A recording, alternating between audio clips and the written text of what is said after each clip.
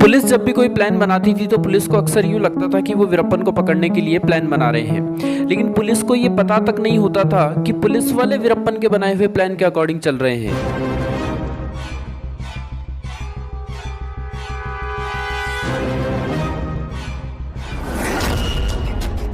ऐसा भी कहा जाता है कि इसने एक बार अपनी 1 साल की मासूम बेटी को मौत के घाट उतार दिया था। कारण क्या था? कारण ये था, एक बार इसने साउथ के सुपरस्टार रजनीकांत को भी अगवा करने का प्लान बनाया। जंगल में ये अपनी मूंछों के ऊपर डाई कर रहा था तो उस डाई के कुछ छींटे इसकी आंख में चले गए और उसे अपनी आंख का ऑपरेशन कराने के लिए जंगल से बाहर आना पड़ा। और इसी मौके का इंतजार पिछले 20 सालों से एसटीएफ के जवान कर रहे थे।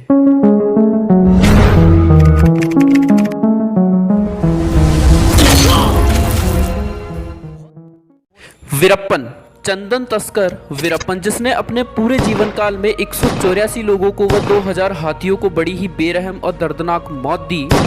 वीरप्पन चेजिंग द ब्रिगेड के लेखक आईपीएस के विजय कुमार लिखते हैं कि इसका निशाना इतना सटीक था कि गोली सीधी हाथी के ललाट पर जाकर लगती थी।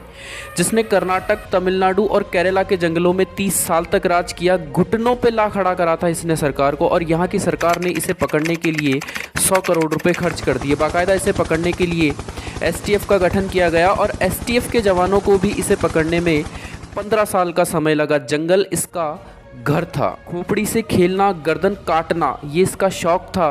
तो आइए आज इसी कुख्यात वीरप्पन की हिस्ट्री को कुछ एपिसोड्स में डिकोड करने की कोशिश करते हैं।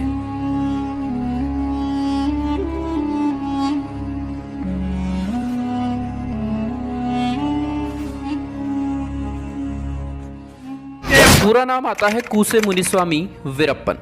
दक्षिणी भारत में कर्नाटक राज्य में एक नदी का उद्गम होता है, कावेरी। ये कावेरी नदी कर्नाटका से तमिलनाडु होती हुई फाइनली बंगाल की खाड़ी में जाकर गिरती है। और इसी कावेरी नदी के किनारे कर्नाटक और तमिलनाडु की बॉर्डर पर एक गांव पड़ता है, गोपीनाथम। यहीं पर वीरप्पन का 18 जनवरी 1952 में जन्म होता है। एक्चुअली में ये जो गांव था गोपीनाथम, ये सत्यमंगलम नामक एक जंगल में पड़ता था और जंगल से वीरप्पन बहुत अच्छे से वाकिफ था। मतलब कदमों की चाल से इसे अंदेशा लग जाता था कि किधर से कौन सा जानवर आ रहा है और किधर से हमला होने वाला है। वीरप्पन ने अपराध की दुनिया में अपना पहला कदम अपने चाचा साल्वी गवर्नर, जो कि खुद एक चंदन तस्कर था, उसके साथ रखा और 17 साल की उम्र में इसने अपनी जिंदगी का पहला मर्डर किया। के विजय कुमार बताते हैं कि वीरप्पन के दिमाग में एक चीज बहुत अच्छे से क्लियर थी कि अगर उसे इस अपराध की दुनिया का बेताज बादशाह बनना है तो उसे अपने आसपास के जितने भी लोकल गैंगस्टर हैं उन सबको मारना होगा। और ऐसा सुनाई में आता है कि इसने एक बार एरिया डिसाइड करने के लिए जितने भी लोकल गैंगस्टर थे उन सबको एक मीटिंग पे, दावत पे बुलाया और अपने आदमियों को कहकर उन सबको गोली से मरवा दिया और अपना आगे का जो रास्ता था वो इसने क्लियर कर लिया। इसने करीब 10,000 टन चंदन की तस्करी करी, जिसकी कीमत $2.5 करोड़ आंकी जाती है। इसने लगभग 2000 हाथियों को भी मारा। निशाना तो मैं बता ही चुका हूँ आपको कि इतना सटीक कि बंदूक में जितनी गोलियां होगी उतने ही हाथी मरेंगे, ना तो एक कम ना और एक ज्यादा। हाथियों को मारकर ये उनका हाथी दांत निकालता और उन्हें बाजार के अंदर बेचता, जिसकी कीमत करीब $26 लाख आंकी जाती है। मतलब पता नहीं इस वीरप्पन के दिमाग में था क्या। ये खुद सरकार की नज़रों में आना चाहता था, मतलब ये अटेंशन चाहता था लोगों का कि लोग इसे जाने।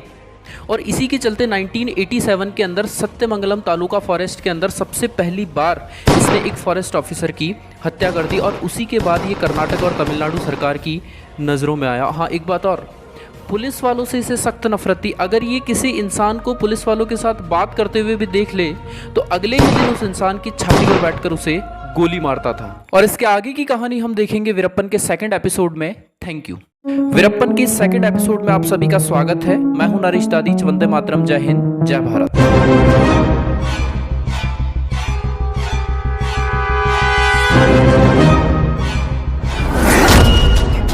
इसके बारे में कहानी आती है कि एक बार एक आईएफएस ऑफिसर पंडिलापल्ली श्रीनिवासन ने वीरप्पन को पकड़ लिया। माइंड देखो आप वीरप्पन का, तभी तो इसने 20 साल तक राज किया था। इसने एक गार्ड से कहा कि मुझे थोड़ा सा ऑयल लाकर दो, मेरे सिर के अंदर बहुत दर्द हो रहा है तो मुझे मालिश करनी है।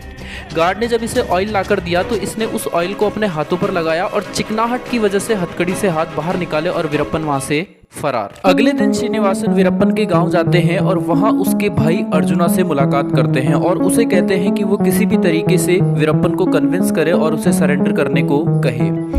अर्जुना ने भी श्रीनिवासन की बात को माना और कहा कि हम कल सुबह ही वीरप्पन से मिलने चलेंगे। आगे आगे श्रीनिवासन थे और पीछे गांव के कुछ लोग और साथ में अर्जुना थे। धीरे धीरे पीछे एक एक करके गांव के सभी लोग गायब होते रहे और जब थोड़ी दूर आगे जाने के बाद श्रीनिवासन ने पीछे मुड़कर देखा तो वो अकेले थे, उनके साथ में कोई भी नहीं था और आगे खड़ा था वीरप्पन। और उसी समय वीरप्पन ने उन्हें गोली से मार दिया। कर्नाटका से होकर तमिलनाडु में एक रिवर बहती है, पलार रिवर, जिसके किनारे यह विस्फोट हुआ था। तमिलनाडु में एक जगह आती है गोविंदापड़ी, वहां पर वीरप्पन ने एक बार एक इंसान को पुलिस इन्फॉर्मर सस्पेक्ट मानकर उसकी हत्या कर दी। बदले में 41 पुलिस मेंबर्स की एक टीम बनाई जाती है और उन्हें इन्वेस्टिगेशन के लिए भेजा जाता है। तारीख आती है 9 अप्रैल 1993 में।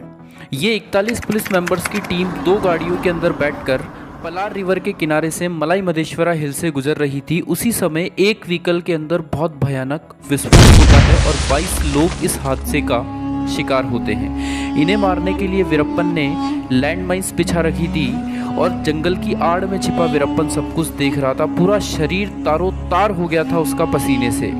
कुछ आई विटनेसेस का कहना है कि ये विस्फोट इतना भयानक था कि यहाँ पे पुलिस वालों के हजारों टुकड़े हो गए थे और ये वीरप्पन की सबसे पहली और लार्जेस्ट मास किलिंग थी। 1990 में इसका विवाह मुथुलक्ष्मी के साथ होता है, जिससे इसके 2 बेटियां होती है, विद्या रानी और प्रभा।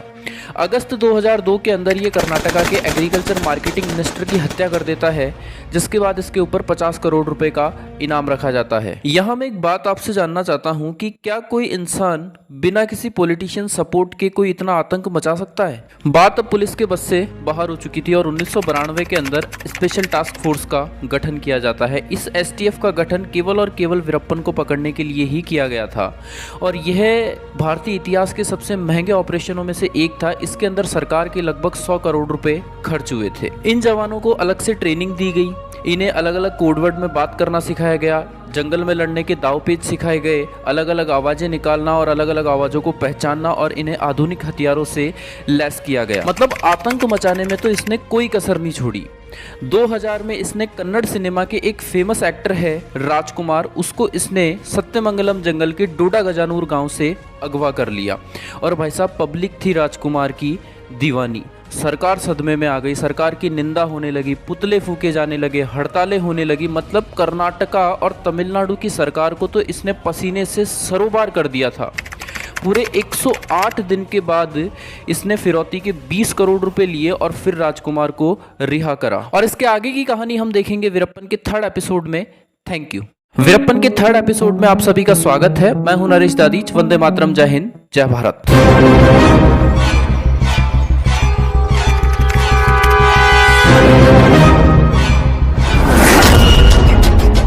दोपहर अपने कामों में व्यस्त के विजय कुमार के पास एक कॉल आता है और कॉल पर थी तमिलनाडु की CM जयललिता।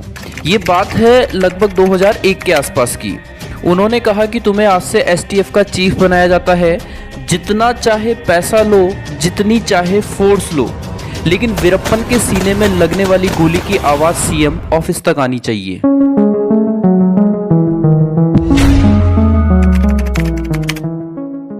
के विजय कुमार इंडिया के मोस्ट टैलेंटेड IPS ऑफिसर्स में से एक है।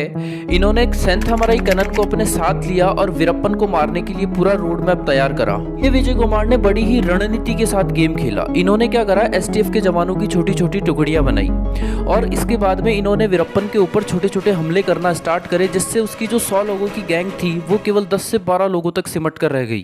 के विजय कुमार ने पुलिस वालों और STF के जवानों को समझाया कि आप गांव वालों को डराओ मत, आप उनसे संपर्क बनाओ, उनका मन जीतो, क्योंकि गांव वालों से ज्यादा वीरप्पन के बारे में कोई नहीं जानता है।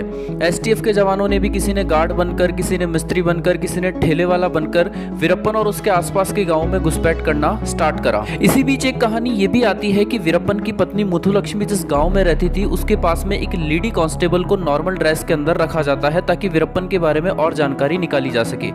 देखिए, के विजय कुमार जो थे वो इस बात को बहुत अच्छे से जानते थे कि अगर उन्हें वीरप्पन को पकड़ना है तो उन्हें उसको जंगल से बाहर लाना पड़ेगा और इसके लिए उन्होंने एक ट्रैप तैयार करा। प्लानिंग के अकॉर्डिंग एसटीएफ के 2 जवान पहले ही वीरप्पन की गैंग में शामिल किए जा चुके थे।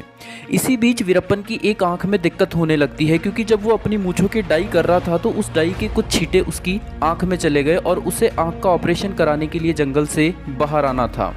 और इसी बात का पता के विजय कुमार को चलता है।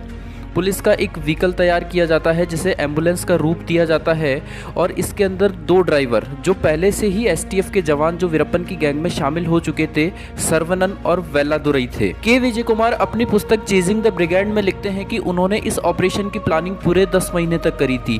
3 हफ्ते तक उन्होंने इसका ट्रायल करा और जिस दिन इस ऑपरेशन को होना था उस दिन के विजय कुमार अपनी जरूरत का सामान भी नहीं याद कर पा रहे थे कि उन्होंने कहाँ पे रखा है। तारीख आती है 18 अक्टूबर 2004। प्लानिंग के अकॉर्डिंग वीरप्पन और उसके 3 साथी एम्बुलेंस के अंदर आकर बैठते हैं। धर्मपुरी जिले के पपीरापति गांव से एम्बुलेंस रवाना होती है और जैसे जैसे एम्बुलेंस आगे बढ़ रही थी वैसे वैसे जंगल में छिपे बैठे एसटीएफ के जवान एम्बुलेंस की लोकेशन के विजय कुमार को भेजते रहे। कुछ किलोमीटर आगे चलने के बाद सर्वनन ने एम्बुलेंस के इतनी जोर से ब्रेक लगाए कि टायरों के जलने की स्मेल आने लगी। ये जो कुछ भी हो रहा था बिल्कुल प्लानिंग के साथ हो रहा था। अगले जो 2-3 सेकंड्स थे वो सर्वनन और वेलादुरई के लिए बहुत इंपॉर्टेंट, बहुत अहम थे।